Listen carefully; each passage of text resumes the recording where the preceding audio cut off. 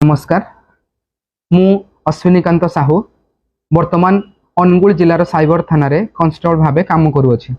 वर्तमान आपण कोनोसी ओटीपी न देई किंबा आपणकर कोनोसी क्रेडेंशियल न देई मध्य आपणकर अकाउंट खाली हे जाउछि।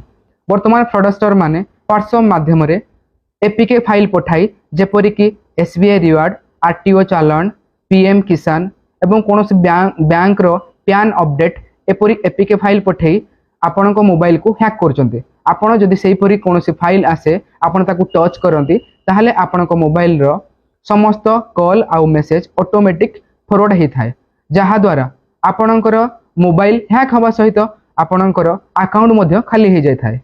जदि एही परि कोनोसी फाइल आपण पाखक आसे ताहले आपण सेथिरे टच करंतु नाही। जदि भूल बसत से फाइल टी डाउनलोड हे जायछि ताहा आपण मोबाइल रे हाइड होई कि थाए एवं हाइड होई सेही आपण को समस्त मेसेज आउ कॉल ऑटोमेटिक फॉरवर्ड हे थाए।